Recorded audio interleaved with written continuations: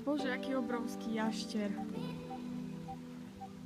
Pozrite, aké to je obrovské.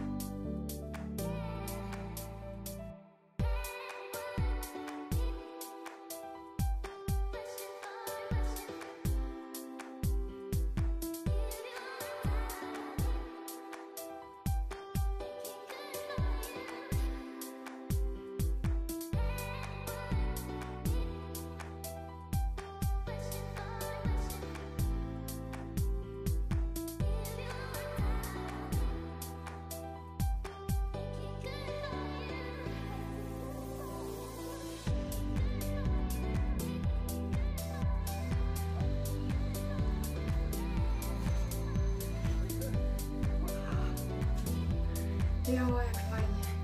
Trošku chladno. Trošku chladno.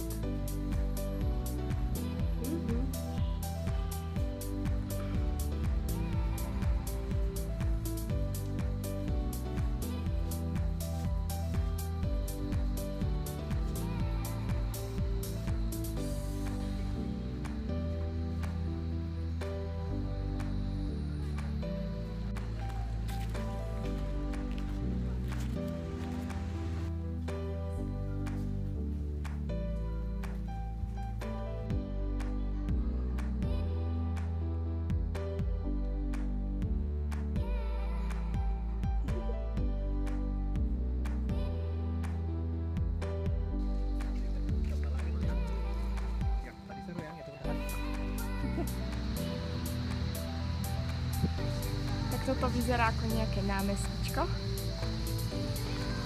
A tu máme srílanské Koloseum. Ideme sa pozrieť dnu.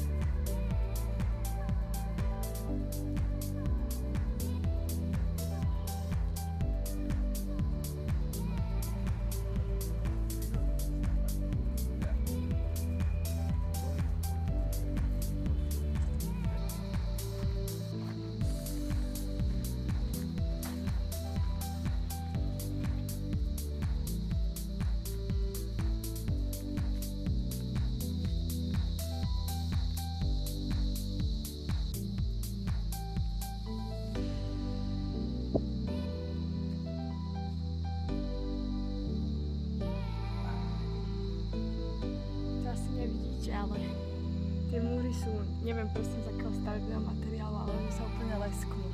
Úplne sú také shiny.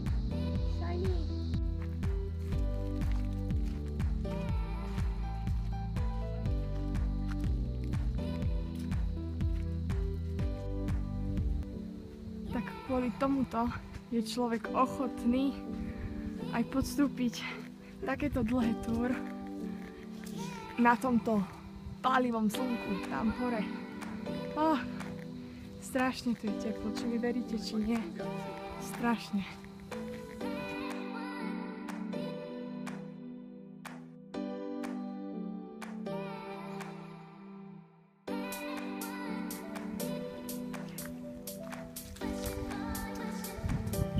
Čo sa mi na tomto meste páči je to, že sa to postupne tak graduje.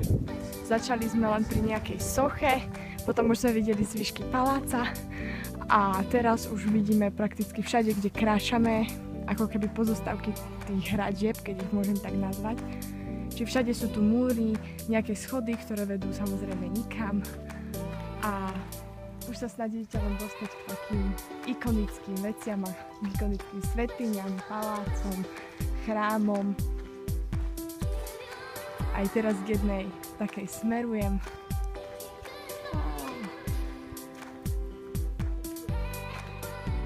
Takže má to svoju dušu. Má to svoju dušu, má to svoju gradáciu, takže to človeka baví.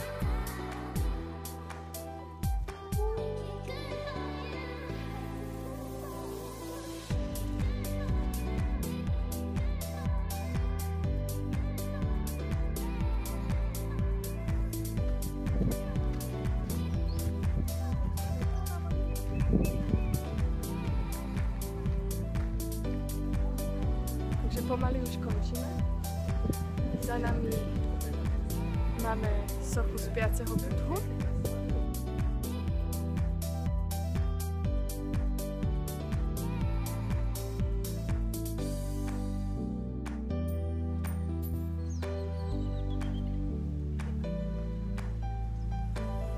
A poslednou zastávkou pre dnešok aj vo všeobecnosti posledná zastávka môjho dvojdňového výletu je mesto Anuradhapura, kde sa práve teraz už nachádzam a v tomto meste môžete takisto nájsť niekoľko svätyň, ale všetky sú prakticky pokope v takom ako keby obrovskom parku alebo neviem, nazvime to lesnom poraste, lebo Srí Lanka vyzerá všade ako jeden veľký park.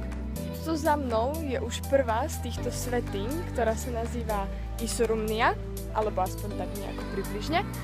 A okrem toho, že sa pôjdem pozrieť dnu, pôjdem pozrieť ešte ďalšie 4 miesta, ktoré som si ja vybrala z tých všetkých, ktoré tu môžete vidieť, ktoré mne pripadajú zaujímavé, pretože jednak už asi nestíham dnes pozrieť každé jedno miesto, čo tu môžete nájsť.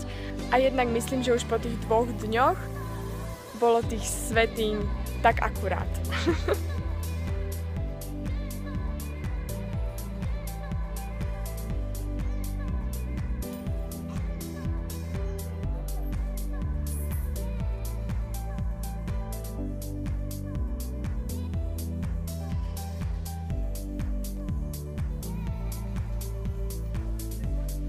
Ideme hore na skalu.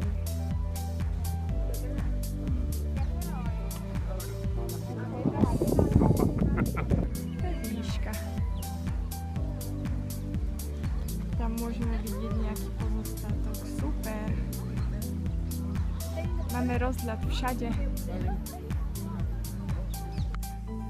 Ahoj, kamarát. Čo to máš? Kvietoček?